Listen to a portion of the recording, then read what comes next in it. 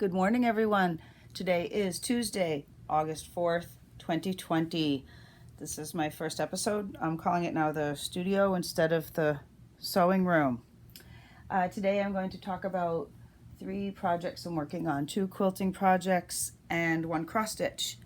So I want to start with the one on the wall because they are just so beautiful. Okay, let me tilt this back a little so you get a good view at all my squares up on the wall. I loved them so much that I decided to hang them on the wall. Okay, these are part of what's called the Sunshine Stars quilt. It was a kit that I bought, I don't know, a while ago from Kaffe. By the way, none of the people I'm talking about today sponsor me. No one's given me anything for free. I'm not promoting anybody's product. I'm just telling you what I'm doing. Hey, I paid for all of this with my own money. This is not a promotional video. This is just me in my studio. As soon as I saw this, I was so excited by the colors. I got it. I was just getting into quilting. So I cut all the pieces apart. Hold on, I'm going to swing over here a little bit so I can show you. Okay, so here's one of the squares blocks up close. And there's 30 different blocks that you make. And I followed a tutorial from Jordan Fabrics about making this kind of star is called floating points.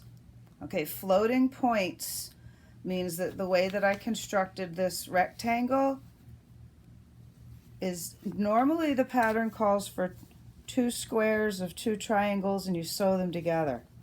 Okay, the way this is done, you'll notice there's a little bit of extra space there, and especially right here it works out that I have a little bit of extra space so that when I go ahead and piece these together, you will never cut off the tips of your stars. So that's called the floating points, and the tutorial was from Jordan Fabrics.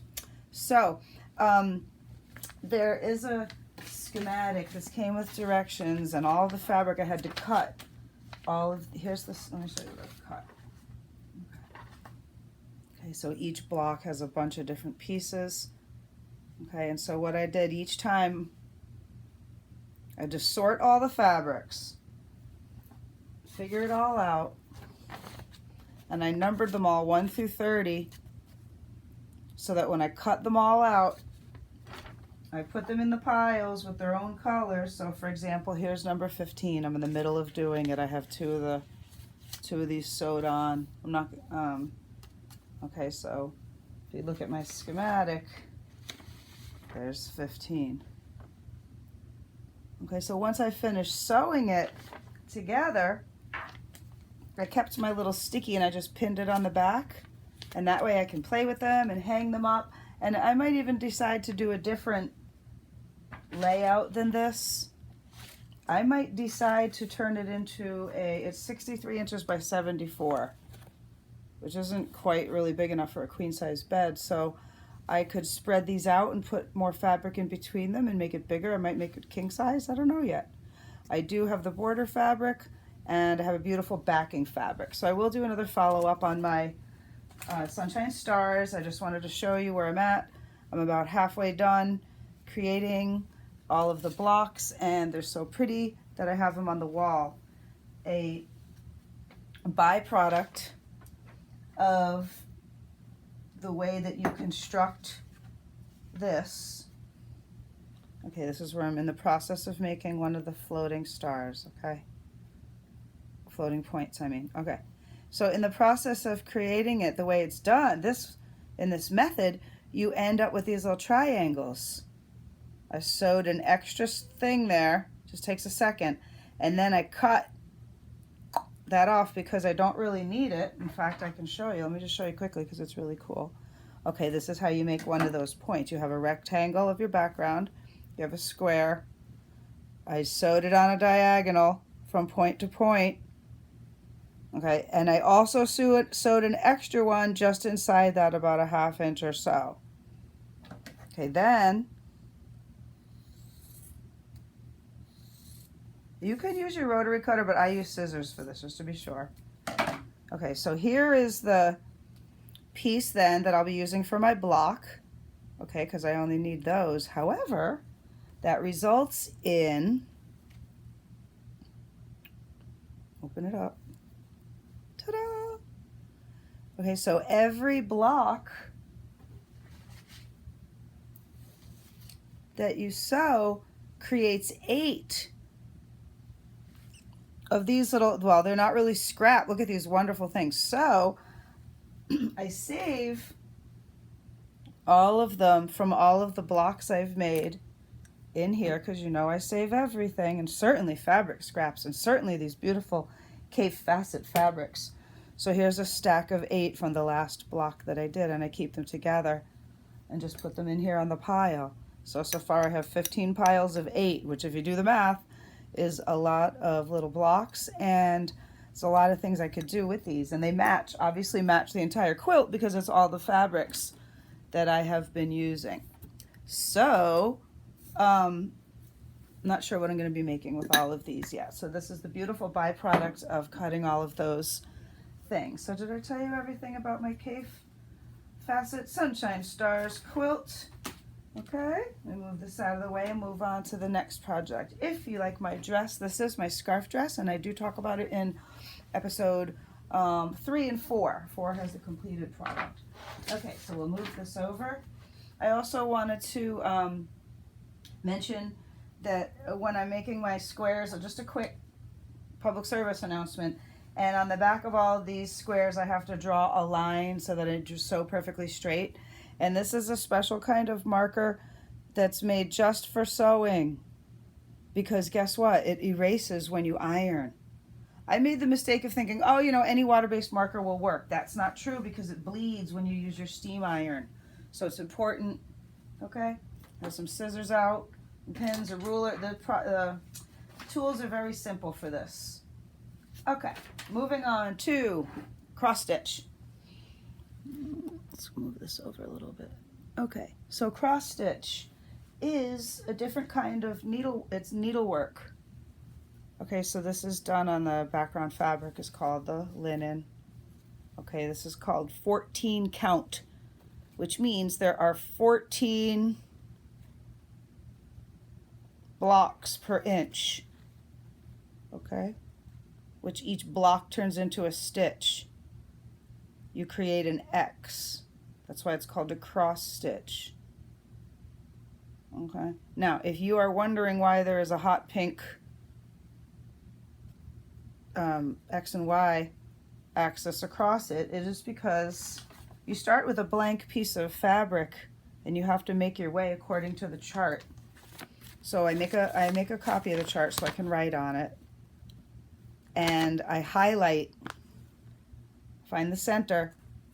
Okay, the chart shows you, highlight it. Then I went ahead and put that hot pink. That's just a temporary, that's not going to stay. That's why it's big and loose, okay? And then when I'm done, I can take it out, but you can see that I can use that. I probably started very close to the center on this part of the shell. You can see it's only 2 boxes away. So then if you look over here at my shell near the center, 2 boxes away. Is it focusing? So anyway, that's cross stitch. This is going to be a wedding gift. My niece is getting married. Oh, I hope she doesn't watch this before the wedding. I'm going to be putting her and her fiance or husband's name and the date of their wedding. They're getting married at the beach, so that's why I'm doing a beach theme. And the kit came from my mom, who can't do cross stitch anymore, so she gave it to me. So my niece will be very excited to get a kit that used to belong to her grandmother. So that's a wedding gift I'm working on. Okay, now the latest thing that I've got is the Kimberbell Quilt Kit I want to talk about, and I ordered it in the mail. Okay, and I opened the box and I got overwhelmed and I put the box away, and I decided not to give in, and I watched in the middle of watching a tutorial from Shabby Fabrics, because that's where I bought this from. Shabby Fabrics sold me the whole kit, and so I'll show you what I got in it. Okay, see if I can tilt this down a little bit more.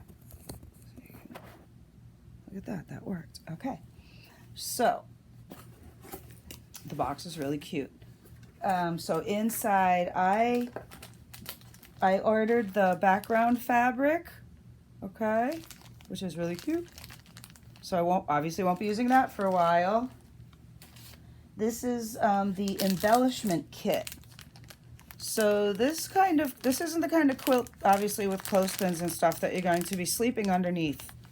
This is a decorative wall hanging 3D thing. I'm trying to get it not to glare. There's all kinds of cool stuff in there. The lace zipper is very intriguing to me. I haven't opened it yet, although they recommended, I'm going to be opening it soon. I'm going to talk about that. Okay, when I got really overwhelmed was looking at all the directions, and I'll explain why I get overwhelmed. So let me just show you all the cute fabrics. So I got everything you need in the kit. Look at all these pretty fabrics. I'm not taking anything apart yet. I'm not quite ready. I'm leaving it all exactly as it came so far because I don't want to mix anything up. I like that. Isn't that pretty? And look at the yellow dot. Isn't that nice? Okay.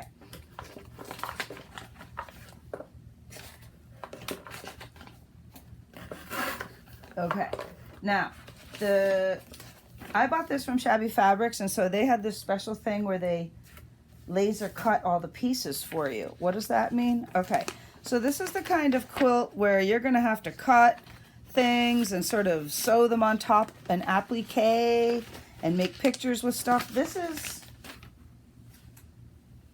is called pieced, patchwork, because the shapes are formed by me sewing individual pieces together to make the shapes. Applique is where you're going to have a background and you're going to take a special shape, put it on top, and then stitch around it. Okay, so applique is sort of layered on top. So this kit, okay, so there's tons of pieces because it's going to be this huge quilt, and I was like, oh my gosh, it's really overwhelming, and you have to figure out what fabric and cut out all these little tiny things. And I got a little overwhelmed because I like things kind of simple, just, you know, do it. And then I started to read the directions and I figured something out. Okay, first I want to show you this. How cool is this? They have pre-cut all of the tiny little pieces. Lucky me. Okay, laser cut, and I think they're already backed. Yes. Okay, with the heat bond light where you can just iron them on. It's adhesive, so it'll adhere to the background fabric. Okay, so then I got to this list of pieces and I'm like, OMG, there's pages upon pages upon pages of pieces, and I was like, oh man, I don't know. So, but the cool thing is, if you notice, a lot of these are highlighted in yellow and it says laser cut. That means everything highlighted in yellow has already been done for me. Oh, that's not so bad. Okay, all right, so most of them on that page, probably looks like at least half. And then when I get to this page, look, most of the pieces are already cut out for me. Oh, and the ones that I do have to cut, those are just squares and rectangles. Okay, so luckily for me, since I got this kit, they already did the work, and the only cutting I need to do is squares and rectangles. I'm not going to go through all of the directions and stuff because I'm not doing a tutorial on the kit. It is a mystery, so you don't really know what it's going to look like. Here's all the different fabrics that are coming in this set. They're all really cute. And then what happens is each week you get a different clue. I think there's 5 different weeks. So this is week 1, section 1, sewing. I have there's 2 different versions, sewing and machine embroidery. Machine embroidery is some fancy machine I don't have yet because I'm a beginner and my machine's pretty basic. So these are all the parts, and I thought, wow, this is, whew, do a lot. So the tutorial I was watching from Shabby Fabrics, giving them credit because they're so, I only got this because they said that they were going to do tutorials every week and show you how, because I haven't really done applique and embroidery. I mean, I've done embroidery, I've done some applique, I shouldn't say that, but not this detailed.